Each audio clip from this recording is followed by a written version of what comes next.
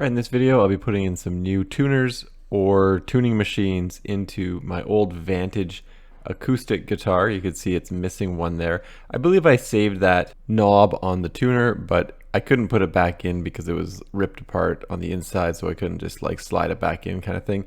The ones I got are from Ping. I'm in Canada, so they came from Long & McQuaid.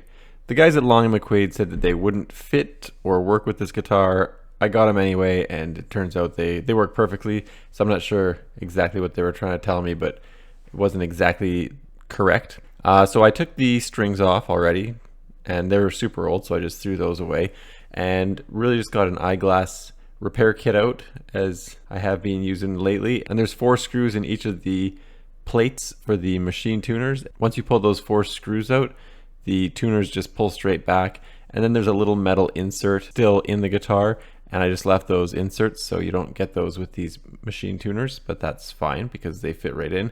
And you can see it slots in just like that.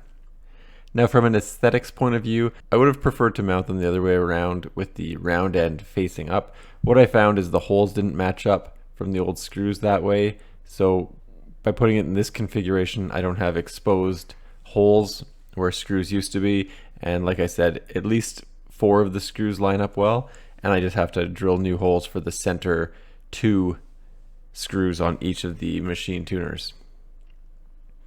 So just throwing it in quick motion here, like I said, the holes line up perfectly on the top and the bottom, so I'm going to put those screws in first. No real trick to it, just reinstall the screws. Very simple. Now for the middle ones, I am going to re-drill them a little bit. I actually don't drill it deep enough for the screw. I really just drilled it deep enough to get them going, so obviously I'm just using a little eyeglass kit, and it was a little bit difficult to push the screws through the wood just to get them going, but once they started into the wood, it wasn't too bad. Like I said, I didn't drill them all the way through because they would require a very small drill bit. I really just created a little drill mark in the wood, and that was enough to get the screws in and screw everything back into place.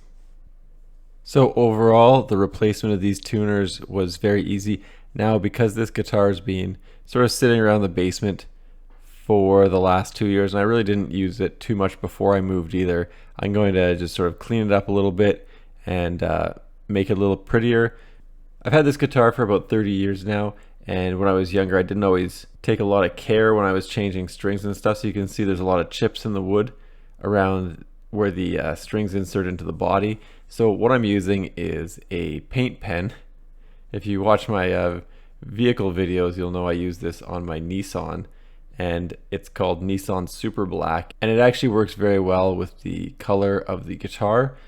I'm just using the Super Black to touch up all the spots where I've chipped the paint off, really just from being careless when replacing the strings. And then some of the corners and edges and stuff, probably where my hand has rubbed in the past, just going to go over that with the Super Black, and it takes care of all the exposed wood pieces.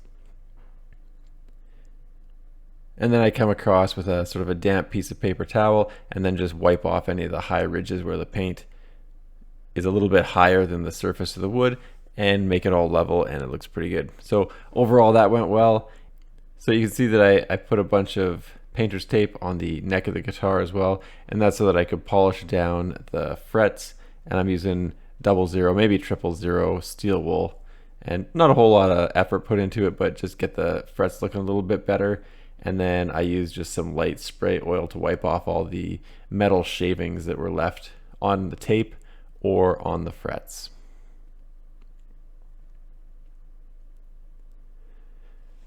And that spray lube isn't something that I would use on the wood, but like I said, just to get the metal shavings off, it worked well. And once all the shavings are off, get the tape off, and then the last thing I'm doing is using a product called Fast Fret. I'm using this just because the frets were so dried out from sitting around for a while and not getting played. This definitely helps to get everything polished up, looking good, and definitely improves the feel of the guitar. Now overall, this guitar is not a great playing guitar. It doesn't look great, doesn't sound really all that great, but it's really the only acoustic guitar I have, so I don't want to sell it at this point because I would just have to find another acoustic guitar, and really this wouldn't pull in much money. And since I've had it for about 30 years now, it's got some minor sentimental value, so I will hang on to it and not sell it for the 50 bucks that I would probably get for it. Anyway, thanks for checking out my video. Don't forget to like and subscribe.